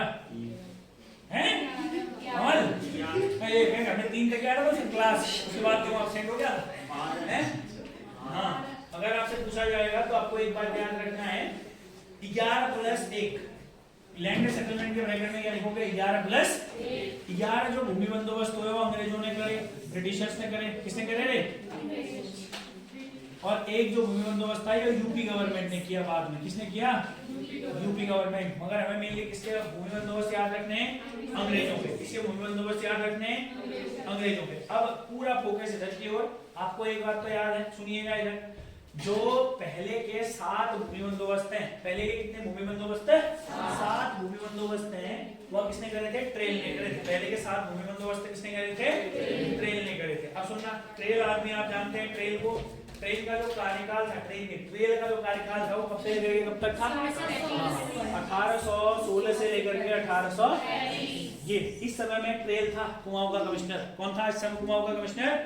तो आप तो एक बात जान ही रहे होंगे कि 7 भूमि बंदोबस्त अगर ट्रेल ने करे तो 7 भूमि बंदोबस्त कब हुए होंगे? इसी समय में हुए होंगे। ये तो समझ ही रहे हो ना? अबे मैंने बोला 7 भूमि बंदोबस्त ट्रेल ने करे, तो 7 के 7 भूमि बंदोबस्त किस समय में हुए होंगे?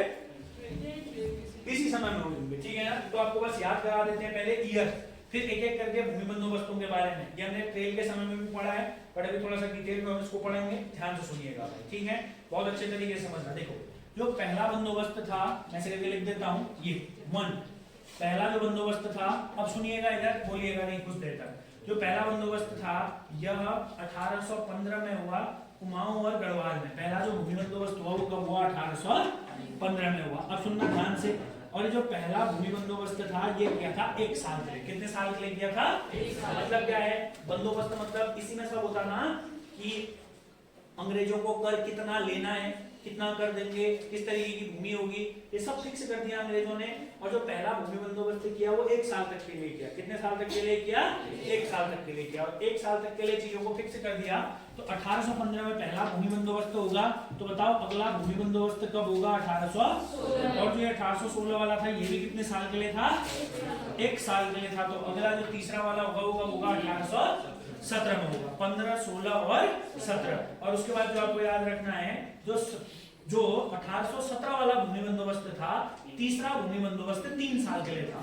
तीसरा भूमि बंदोबस्त कितने साल के लिए था? 3 साल के लिए था। तो बताओ चौथा भूमि बंदोबस्त कब होगा? 1800। और जो चौथा भूमि बंदोबस्त था, इसको याद रखना, जैसे 3 में पहुंचोगे तीसरे साल और जैसे 5 में पहुंचोगे 5 साल। तो बताओ ये चौथा भूमि बंदोबस्त भी कितने साल के लिए था? 3 साल के लिए। यानी कि कब हुआ होगा फिर अगला भूमि बंदोबस्त? 1800। अभी लिख भी देंगे, तुम टेंशन ना लो। अगला ये भूमि बंदोबस्त है 5 साल के लिए था। कितने साल के लिए था ये वाला? मतलब 1823 में जो बंदोबस्त किया बोला है 5 साल तक लागू रहेगा। यानी कि अगला कब होगा फिर? 1828। और 1828 वाले में भी यही बोला कि ये भी कितने साल के लिए बोला? 5 साल के लिए। तो बताओ 1833। और अभी बस ट्रेल कब गया यहाँ से? 35 में गया। समझ में आया? हाँ। अब सुना आगे की ओर ध्यान से देखो। 1815 के अगर हम भूमि बंदोबस्त के बारे में बात करेंगे, आपसे एक क्वेश्चन पूछा जाएगा और आपसे पूछा जाएगा, ध्यान से सुनिएगा भाई, आपसे एक पहला इंपॉर्टेंट क्वेश्चन पूछा जाएगा। मैं ब्रैकेट में लिख देता हूँ, फॉर 1 ईयर, 1 साल के लिए था। कितने साल के लिए था? 1 साल के लिए था। अगर पूछा जाएगा तो एक अच्छा क्वेश्चन है, इतना डिटेल नहीं जाएगा एग्जामिनर, फिर भी आपको याद रखना है। के मतलब कुमाऊं, जी मतलब गढ़वाल। कुमाऊं में जो है भूमि बंदोबस्त किया वो गार्डनर ने किया और गढ़वाल में किया ट्रेन ने। कुमाऊं में किसने किया था बताओ? गार्डनर ने। कुमाऊं में किसने किया था बताइए? गार्डनर ने किया था। और गढ़वाल में किसने किया था? वैसे तो हम पढ़ते हैं, अब देखो याद रखो, ट्रेल ही था मेन आदमी। गार्डनर तो कुमाऊं कमिश्नर था उस समय में, तुम जानते हो 1815 में, ये हम पहले भी डिस्कस कर चुके हैं, बस याद रख लो। 1816 में जो भूमि बंदोबस्त हुआ ये भी कितने साल के लिए था? 1 साल के लिए था। अरे बोलो कितने साल के लिए था? 1 साल के लिए था। और आपको याद रखना है 1816 में दोनों जगह, क्या बोला मैंने आपको? दोनों जगह, कुमाऊं में भी और गढ़वाल में भी। कुमाऊं में भी गढ़वाल में भी किसने किया था यार? ट्रेल ने किया था भाई। कुमाऊं में भी ट्रेल ने किया और गढ़वाल में भी ट्रेल ने किया। अगला वर्ष हमारे पास 1817। कब का है? 1817। 1817 में जो भूमि बंदोबस्त था वो कितने साल के लिए था सर? 3 साल के लिए था। और ये अच्छा क्वेश्चन है। 1817 के अंतर्गत ये पेपर में आएगा, पहला 3 साल के लिए बंदोबस्त कौन सा था? तो 1817। और ये भी दोनों जगह कुमाऊं और गढ़वाल खुद कौन गया था? ट्रेल। कुमाऊं में भी ट्रेल साहब ने किया, गढ़वाल में भी ट्रेल साहब ने किया। अब आज थोड़ा महत्वपूर्ण भूमि बंदोबस्त 1820 वाला भूमि बंदोबस्त, जिसे हम लोग बोलते हैं चौथा वाला भूमि बंदोबस्त। सिमिलर चीज याद रखोगे आप लोग, दोनों जगह किसने किया? हमारे ट्रेल ने किया। 1820 वाला जो भूमि बंदोबस्त था ये भी कितने साल के लिए था? 3 साल के लिए था। और आपको याद रखना है कुमाऊं और गढ़वाल में किसने किया? ट्रेल ने किया। फिर बोलो कुमाऊं और गढ़वाल दोनों जगह किसने किया? ट्रेल ने। अब बताओ जो 1823 वाला था कितने साल के लिए था? 5 साल के लिए था। 80 साल के लिए था। 80 साल तो बंदोबस्त है। हाँ 80 साल बंदोबस्त हुआ, मगर साल कितने के लिए था? 5 साल के लिए था। अब सुनो इस वाले भूमि बंदोबस्त देखो, जो 5वां भूमि बंदोबस्त है ये थोड़ा सा इंपॉर्टेंट है, सुनते रहेंगे इस भूमि बंदोबस्त के बारे में। देखो भाई 1823 वाला जो भूमि बंदोबस्त था ना, इसमें 3 इंपॉर्टेंट पॉइंट पहले याद रख लेना, जो मैं आपको बता रहा हूँ अलग से। पहला इंपॉर्टेंट पॉइंट, अंग्रेजों ने खुद से भूमि को नापा। मतलब क्या है? मैंने क्या बोला, इससे पहले तक जितने भी भूमि बंदोबस्त हुए, 4 भूमि बंदोबस्त, इसमें अंग्रेजों ने किसका रिकॉर्ड यूज किया था? गोरखाओं का रिकॉर्ड यूज किया। चौथा भूमि बंदोबस्त अंग्रेजों का पहला भूमि बंदोबस्त था जिसमें अंग्रेजों ने खुद से भूमि को नापा। पहला इंपॉर्टेंट पॉइंट। दूसरा पॉइंट आप लोगों को इसी में याद रखना है, इसी भूमि बंदोबस्त में पहली बार गांव की सीमाओं का निर्धारण किया गया। बोल दिया कि ये गांव यहाँ से यहाँ तक होगा, ये गांव यहाँ से यहाँ तक होगा। और तीसरा इंपॉर्टेंट चीज, पहली बार बिना भूमि का भी मापन किया गया। बिना भूमि का मापन समझते हो? बोला गया कि ये बिना भूमि है, ये इसके नाम पर है, ये सरकारी भूमि है। समझ में आया? 3 पॉइंट गोल्डन याद रखें। फिर और पॉइंट भी बताता हूँ। 3 साल के लिए था 1820 वाला, इसके अंदर लिखना, तुम मैं कैसे लिख रहा हूँ, जगह नहीं है यहाँ पर। इस भूमि बंदोबस्त की खास बात क्या थी? तो कितनी खास बातें थी इस भूमि बंदोबस्त में? 3। क्या था? इस भूमि बंदोबस्त में पहली बार अंग्रेजों ने भूमि का मापन किया। इस बंदोबस्त में अंग्रेजों ने पहली बार भूमि का क्या किया? मापन किया। लैंड को मीजर किया। पहली बार भूमि का मापन किया किसने? अंग्रेजों ने। कौन से वाले भूमि बंदोबस्त में? 1820 वाले भूमि बंदोबस्त के अंतर्गत। मैंने उल्टा कर दिया, कोई दिक्कत नहीं है भाई। 1823 वाले के अंतर्गत 3 काम याद रखना, 1820 वाला तो ज्यादा कोई खास बात नहीं है। 5वां वाला भूमि बंदोबस्त, ठीक है। 5वें वाले भूमि बंदोबस्त के अंतर्गत पहला इंपॉर्टेंट पॉइंट आपको याद रखना है क्या, कि भैया इस वाले में अंग्रेजों ने पहली बार, अंग्रेजों ने प्रथम बार, अंग्रेजों ने या पहली बार या प्रथम बार क्या किया सर, भूमि का खुद से मापन किया, ठीक है। दूसरा पॉइंट आपको याद रखना है, पहली बार इसी में बेना भूमि बनाई गई, पहली बार इसी बार में क्या करा गया भाई, बेना भूमि भी बनाई गई। कौन सी भूमि भी बनाई गई, बेना भूमि का मापन भी किया गया। बेना भूमि जैसी कोई चीज होती है ये भी बताया, और गांव की सीमा भी निर्धारित करी। कहां की सीमा निर्धारित करी, गांव की सीमाओं का भी निर्धारण किया। तो आपको याद रखना है, गांव की सीमा क्या करी, निर्धारित करी। या आप बोल सकते हैं कि fixed the boundaries of villages, fixed the boundary of villages, गांव की सीमाओं का निर्धारण किया। क्लियर है भाई इतना? किसी को अगर कोई डाउट हो तो बता दीजिए। अब आता है बहुत इंपॉर्टेंट पॉइंट, आपसे एक अच्छा क्वेश्चन पूछेगा, ये कई बार आता है कांस्टेबल वालों, 3 है कि 4 स्टार जितने लगा लेना। आपसे क्वेश्चन पूछेगा, निम्नलिखित में से किसे 80 साला भूमि बंदोबस्त कहा जाता है। तो अगर आप 1823 वाले को एक काम करेंगे, अगर आप इसमें 57 जोड़ेंगे, क्या जोड़ेंगे, 57, तो ये हो जाएगा 1880। ये क्या हो जाएगा, 1880। और हमने ये 57 इसलिए जोड़ा है क्योंकि अच्छा ये जो 1823 है ये एडी, जो सिंपल ग्रिगोरियन कैलेंडर होता है। और अगर हम इसी को कौन से कैलेंडर में देखेंगे, विक्रमी संवत में देखेंगे। कौन से कैलेंडर में देखेंगे, विक्रमी संवत में। तो विक्रमी संवत के लिए हमें 57 जोड़ना पड़ता है, और ये हो जाएगा 1880। इसी को 80 साला बंदोबस्त भी कहते हैं। कौन सा बंदोबस्त भी कहते हैं, 80 साला, क्योंकि ये 80 में हुआ था और विक्रमी संवत 1880 में हुआ था, तो इसलिए इसको 80 साला बंदोबस्त कहते हैं। समझ में आया?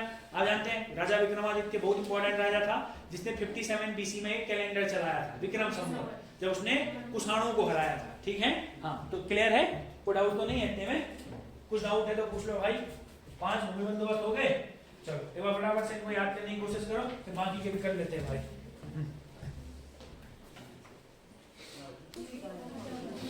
चलो सुनो अब देखो, अब थोड़ा बढ़ते हैं आगे की ओर। 5 भूमि बंदोबस्त, 5वां भूमि बंदोबस्त 1823, ये थोड़ा ज्यादा इंपॉर्टेंट है। अब बात करते हैं 1828, छठा वाला भूमि बंदोबस्त, जो कब हुआ था, 1828 के अंतर्गत हुआ। याद रखना, यह भी 5 साल के लिए था, और यह भी दोनों जगह किसने किया, ट्रेल ने किया। और इस भूमि बंदोबस्त में कोई खास बात नहीं थी। फिर आता 7वां भूमि बंदोबस्त, यह भी किसने किया, हमारे ट्रेल ने किया, और इसमें भी कोई भी खास बात नहीं आती है, क्योंकि दोनों जगह किसने किया था, ट्रेल ने किया था। आप आराम से समझ सकते हैं, ये भी 5 साल के लिए है, और कुमाऊं और गढ़वाल में दोनों जगह ये भी किसने किया, हमारे ट्रेल ने किया। दोनों जगह ये भी किसने किया, ट्रेल ने किया। अब देखो, बोलो मत फिर, ये भी कितने सालों के लिए है, 5 सालों के लिए है। ये भी कुमाऊं और गढ़वाल दोनों जगह किसने किया,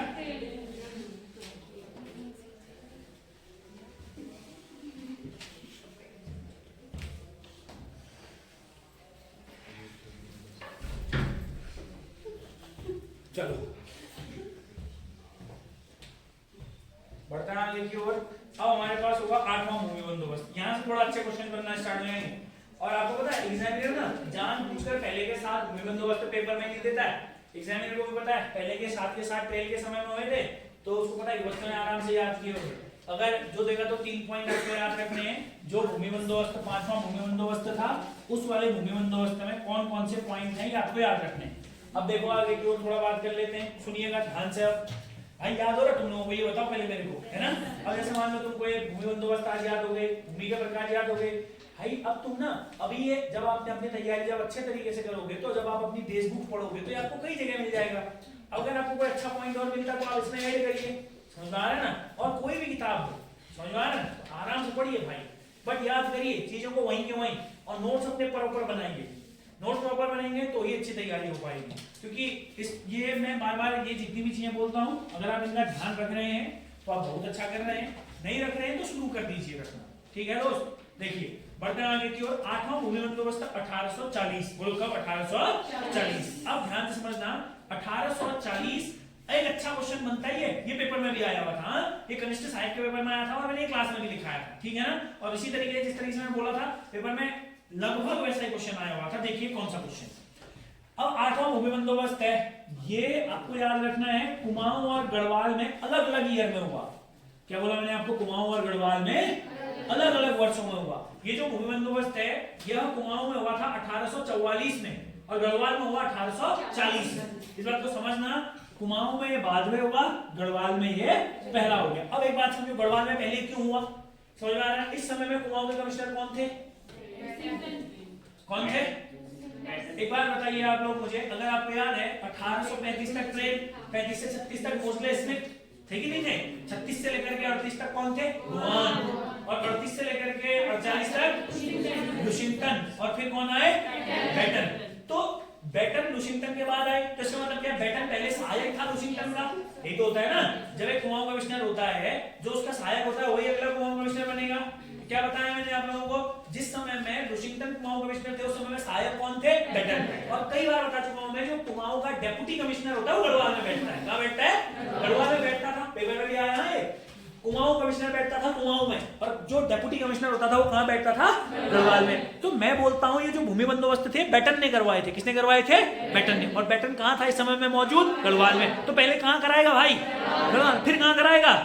याद हो जाएगा ना, कोई दिक्कत तो नहीं है ना? तो याद रखना है आप लोगों ने, दोनों 1840 और 44 दोनों किसने करवाए थे? बेटन के द्वारा करवाए गए थे। किसके द्वारा करवाए गए थे? बेटन के द्वारा, जो उस समय में सहायक कुमाऊं कमिश्नर थे। जो उस समय में क्या थे? सहायक कुमाऊं कमिश्नर थे। आगे की बात करते हैं। 8वें भूमि बंदोबस्त के बाद इसमें 2-3 इंपॉर्टेंट चीजें जो आपको याद रखना है। 8वें भूमि बंदोबस्त में वही इंपॉर्टेंट चीजें देखो। सबसे पहला इंपॉर्टेंट चीजें हैं, आपको एक अच्छा सा क्वेश्चन पूछा जाएगा, याद रखिएगा। ठीक हो गया? देखो पहला इंपॉर्टेंट चीज, जो भूमि हुआ करती थी या जो खेत हुआ करते थे, खेतों को कृषकों के नाम पर सूचीबद्ध कब किया गया? तो आप बोलेंगे 8वें भूमि बंदोबस्त में। क्या बोला मैंने आपको? खेतों को कृषक के नाम पर सूचीबद्ध, खेतों को किसके नाम पर? कृषक के नाम पर सूचीबद्ध। सूचीबद्ध का मतलब क्या है सर? यानी कि उनकी लिस्ट बना दी गई, यानी कि पूरी जो कृषक होते थे मतलब नाम पर चढ़ा दिए खेत। कहने का मतलब क्या है? खेतों को किस पर चढ़ा दिया गया? नाम पर चढ़ा दिया गया। पहले तक नाम हमने कुछ नहीं होते थे, कब्जा हुआ, हाँ भाई मेरे इतने खेत हैं, ठीक हो गया, इतना अनाज हुआ, इतना तुम ले जाओ। समझ आ रहा है मैं क्या कह रहा हूँ? हाँ, बट आपको एक बात समझनी है, पहली बार जो खेतों को नाम पर किया वो कौन से भूमि बंदोबस्त में किया? 8वें भूमि बंदोबस्त। इसी समय में खेतों की पैमाइश भी करी गई। पैमाइश समझते हैं? काइंड ऑफ जांच। समझ में आ रहा है? खेतों की पैमाइश को थोड़ा डिटेल है, वो नहीं आएगा पेपर में, बस इतना याद रखो। चलो आगे की ओर बात करते हैं। 9वां भूमि बंदोबस्त। कौन सा भूमि बंदोबस्त है? 9वां भूमि बंदोबस्त। 9वां भूमि बंदोबस्त में सबसे पहला और सबसे इंपॉर्टेंट क्वेश्चन आपको याद रखना है, जो 9वां भूमि बंदोबस्त था सर, 9वां भूमि बंदोबस्त पहला भूमि बंदोबस्त था जो वैज्ञानिक आधार पर किया गया था, जो साइंटिफिक बेसिस पर किया जाने वाला पहला भूमि बंदोबस्त। क्या बोला मैंने आप लोगों को? 9वां भूमि बंदोबस्त। जैसे ना ये सब पॉइंट लिख रहा हूं ना, ये थोड़े अच्छे पॉइंट ना, अगर सुनो पेपर में इतना आया कांस्टेबल के पेपर में कब हुआ बंदोबस्त, बिल्कुल इजी क्वेश्चन है, सब करेंगे। जिसने अगर 2-3 महीने अच्छे से तैयारी करी है वो भी सही करेगा। समझ रहे हो ना? हाँ, मगर ऐसा नहीं है, मतलब कई गलत भी करेंगे, मगर अगर तुमने सही किया तो मतलब तुम रेस में बने हुए। ऐसा मत समझना कि मैंने बंदोबस्त का क्वेश्चन सही कर दिया तो मैं आगे चले जाऊंगा ना, वो तुम बस रेस में बने हुए हो। हाँ, अगर ये वाला कोई क्वेश्चन आ गया, ये पॉइंट वाला है ना, डिटेल अगर एग्जामिनर गया और ये आपने सही कर दिया तो आप कह सकते हैं कि आप रेस में आगे चले जाएंगे। समझ में आ रहा है ना? क्योंकि ये थोड़ा सा कम लोग पढ़ते हैं इन चीजों को। समझ में आ रहा है ना? तो आपको एक पॉइंट याद रखना है, 9वां जो भूमि बंदोबस्त था, ये तो सामान्य है, फिर भी यह वैज्ञानिक विधि से होने वाला प्रथम भूमि बंदोबस्त था। क्या बोला? वैज्ञानिक विधि या वैज्ञानिक तरीके से, वैज्ञानिक विधि से होने वाला प्रथम भूमि बंदोबस्त था। वैज्ञानिक विधि से होने वाला प्रथम भूमि बंदोबस्त था। वैज्ञानिक विधि मतलब साइंटिफिक मेथड से। ऐसा नहीं है कि खाली नाप दिया, समझ में? साइंटिफिकली देखा कि यहाँ इतना क्षेत्र है, यहाँ इतनी उपज होगी, यहाँ इतना क्षेत्र है, ठीक है। साइंटिफिक मेथड से जो पहले किया गया था वो कौन सा था हमारे पास? 9वां भूमि बंदोबस्त था। साइंटिफिक मेथड से किया जाने वाला पहला land settlement 9th land settlement था। यह जो हमारे पास किया गया कुमाऊं और गढ़वाल में दोनों एक ही साल में किया गया था, 1863 और 64 के मध्य। और ये करने वाला आदमी एक अलग से ऑफिसर था, बेकेट। कौन था? बेकेट। याद रखना 1863-64 कुमाऊं प्लस गढ़वाल, बेकेट। ये बढ़िया क्वेश्चन है ना, ये बेकेट भी आया पेपर में। ये कौन है? बेटन। ये कौन है रे? बेटन। अगला कौन है? बेकेट। बेटन ने कौन सा? ऐसे याद करो भाई, 7 हो गए किसके? मेरे। हाँ तो बोलो भाई, 7 भूमि बंदोबस्त किसने करे? 8वां किसने करा है? फिर बोलो 8वां बेटन, 9वां बेकेट। क्लियर हो गया? 8वां किसने किया? 8वां बेटन, 9वां बेकेट, 9वां बेकेट। साइंटिफिक वाला 8वां 9वां। अच्छा, पहली बार भूमि को नाम पर कब किया सूचीबद्ध? लिस्ट में सब में है 8वें में किया था। अच्छा मैं बेनाम भूमि 5वां, अंग्रेजों ने पहली बार खुद की भूमि कब नापी 5वां। 5 से पहले क्या करते थे गोरखाओं का रिकॉर्ड लेते, इसके रिकॉर्ड लेते थे गोरखाओं के रिकॉर्ड। चलो 9वां भूमि बंदोबस्त भी हो गया, आगे की ओर आते हैं, याद रखना है 10वां भूमि बंदोबस्त। कौन सा भूमि बंदोबस्त है हमारे पास 10वां भूमि बंदोबस्त। चलो 10वां भूमि बंदोबस्त भी समझ लो, 10वां और 11वां बस दो ही भूमि बंदोबस्त बचते हैं हमारे पास। बिल्कुल पूरा फोकस इधर की ओर बच्चों, चीजों को समझो, बिना समझे हुए चीजें कंप्लीट नहीं होती, ठीक है दोस्त। 9वें के बाद हम बात करते हैं 10वां भूमि बंदोबस्त। कौन सा भूमि बंदोबस्त बात करते हैं 10वां भूमि बंदोबस्त। अगर आपसे कभी पूछा जाएगा कि भाई बताइए 10वां भूमि बंदोबस्त कब हुआ, तो इसमें थोड़ा सा वर्षों में विवाद है, यानी कि जो हमारे पास ईयर होते हैं उसमें विवाद है। आप एक बात जानते हैं एटकिंसन कौन है, एक व्यक्ति कौन है, हाँ बताओ एटकिंसन की किताब का नाम और पब्लिशर। अच्छा हाँ हिमालयन डिस्ट्रिक्ट गजेटियर कब प्रकाशित हुआ था, हाँ 1882 से लेकर के 86 के बीच में। परसों एक उत्तराखंड इंपॉर्टेंट जी के एक असाइनमेंट किया था, उसमें मैंने तुम्हें किताबें लिखाई थी, याद है तुम लोगों को, सॉल्यूशन नहीं कराए थे उसके, कराए थे मेरे को याद है ना, कराए थे है ना। अब बताओ मुझे देहरादून गजेटियर किसने लिखा, हाँ एच.जी. वॉल्टन और प्रकाश कपलियाल। कब प्रकाशित हुआ था 2006, 1900 नहीं होगा, हाँ 2006। अल्मोड़ा गजेटियर किसने लिखा है, एच.जी. वॉल्टन ने लिखा है। कब प्रकाशित हुआ 11, ठीक है। चलो बढ़ते आगे क्यों, एक क्लियर है इतना,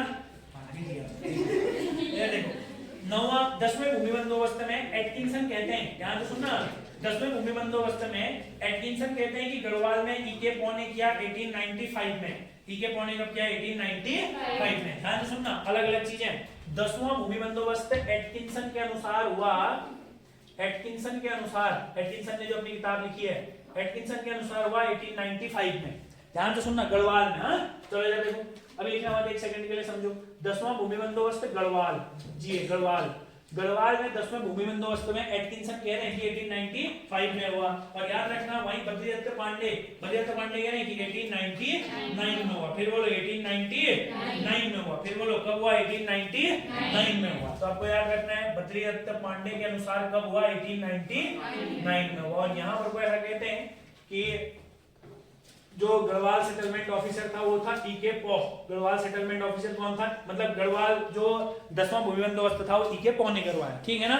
अगर पेपर में आएगा कि 10वां भूमि बंदोबस्त किस वर्ष में हुआ, तो अगर इन दोनों में से जो भी ईयर होगा, एक ईयर होगा तो उसके साथ जाओगे, अगर दोनों ऑप्शन में होंगे तो वहां पर को नाम सर्टिफाइड दिया होगा, और अगर नहीं दिया होगा तो एटकिंसन के अनुसार वाला टिक लगाना। कौन सा वाला टिक लगाओगे, एटकिंसन के अनुसार वाला। चलो फिलहाल आगे की बात करते हैं, यही कुमाऊं में हुआ, इसकी भी दो ईयर आते हैं 1894 और 1900, क्लियर हो गया ना, 1894 और 1900, 1894 और 1900। यहाँ कोई इतिहासकार नहीं है, कौन हुआ करता था यहाँ पर को, गूंज नाम का एक व्यक्ति था, गूंज नाम का एक अंग्रेजी अधिकारी था जिसने 10वां भूमि बंदोबस्त किया था। 11वां भूमि बंदोबस्त तो सिंपल सा है, इबर्टसन 1928। कौन सा भैया, इबर्टसन 1928।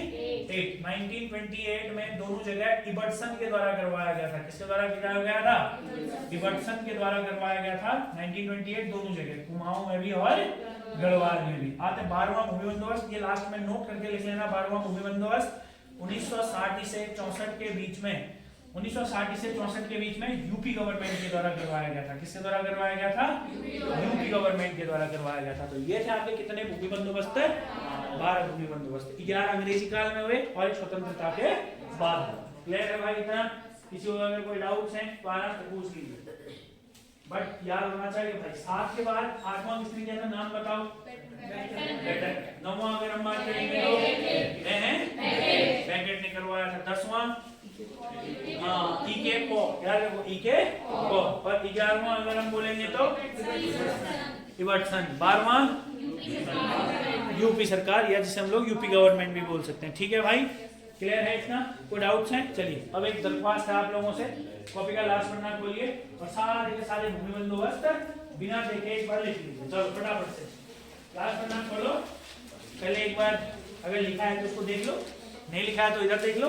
बट अगर कॉपी में गलत लिखा कुछ नहीं, सुधार करवाएंगे आपसे, ठीक है, टेंशन मत लीजिए आप लोग। चलिए फटाफट से, चलो फटाफट लिखो। देखो लिख लिए होंगे आप लोगों ने, नहीं मिटा भी दिए थे। देखो आप लोगों ने लिख लिए। अब देखो पहले के साथ तो आप लिखोगे ना, पहले के साथ लिखने में देरी नहीं करी होगी, है ना। पहले के साथ लिखने में तो मास्टर वाले देखते कौन पहले लिखता है। 16 हो गया, 17 हो गया, तीसरा वाला आ गया। तीसरा वाला 3 सालों के लिए था, तो 1820, फिर 1800, फिर 1828, 3 फिर 3 साल के लिए हुए। फिर 28 वाला फिर से कितने साल के लिए हुआ? 5 साल के लिए। ठीक हो गया ना। फिर ये भी कितने साल के लिए हुआ? 5 साल के लिए। मगर ये टोटल कितने हो गए तुम देख रहे हो? 7 हो गए। अब ट्रेल भाई साहब चले गए हैं कब? 35 में। तो जब ट्रेल चले गए तो उसके बाद डायरेक्ट जो बंदोबस्त हुआ वो 1840। 1840 में कहाँ हुआ? गढ़वाल में हुआ। और 1844 में कहाँ हुआ? कुमाऊं में हुआ। ये याद रखना था आप लोगों ने। ये कौन से नंबर का बंदोबस्त है? 8वां। फिर आया 9, 10 और 11, यही तो आया ना। 11वां बंदोबस्त आराम से याद करो कब का है? 1928, 1928। अब इधर देखो आपको क्या बता रहा? 12वां बंदोबस्त भी बताओ। 1963 और 1964 और 1960 से लेकर के 1965। क्लियर हो गया ना? 64 65 जो मान लेते हो लो, 64 ही मानो। अब एक काम करो, जो 9वां भूमि बंदोबस्त है और जो हमारे पास 12वां भूमि बंदोबस्त है, चलो पहले बताओ 8वां भूमि बंदोबस्त तक क्लियर है। 9वां भूमि बंदोबस्त कब हुआ? 1863 और 64। अब आपको सपोर्ट से याद रखना है 9वां और 12वां लगभग इन दोनों बंदोबस्तों में 100 साल का गैप है। ये 63 से 64 है, ये 60 से 64 है। हो गया याद एक और? अरे हुआ? कोई डाउट तो नहीं है? ये वैसे याद हो जा रहा है 1928 वाला। अब बीच में बचा कौन सा? ये वाला। और ये वाला सबसे खतरनाक भूमि बंदोबस्त है। इसमें कुमाऊं में भी 2 डेट हैं और गढ़वाल में भी 2 डेट हैं और कुमाऊं में। गढ़वाल में 2 डेट कौन कौन सी थी? 1895 और 1899। देखो 18 वाली है दोनों। ऐसा याद करो ना, ये फिर बकबक नहीं करो, 2 मिनट के लिए सुनो, कह रहा हूं तो याद करो, तो याद करो। ये 63 64 है तो 10वें वाले में, अब देखो 11वें में 1928 पहले लिख दिया है, तो 18 को इसमें अंत कर देना, 10वें वाले में 18 को खत्म कर देना है। तो ये क्या है? 1895 और 1899। और कुमाऊं में यही कब हुआ? 1894 और 1900। 1894 और 1900, एक कम और एक ज्यादा। समझ गए? कोई डाउट है? बस याद रखो भाई, 2-3 बार लिखोगे तो याद हो जाएगा। ठीक है? अभी थोड़ा सा लगा कुछ याद हो जाएगा करके, नाम याद कर लेना भाई, हैं? नाम तो याद कर ही लोगे। ट्रेल आया, ट्रेल के बाद डेकेड के बाद हाँ ठीक है। वो फिर कौन आया? इवर्टसन। अच्छा हाँ, इवर्टसन के बाद, इवर्टसन से पहले कौन आया? गूंज आया। और वहां कौन था? इके और गूंज। और भी कौन आया? इवर्टसन। फिर तो यूपी सरकार ही आगे बढ़ी है। चलो भाई ये क्लियर है ना? चलो लैंड सेटलमेंट इस वाले टॉपिक को इतना रखते हैं।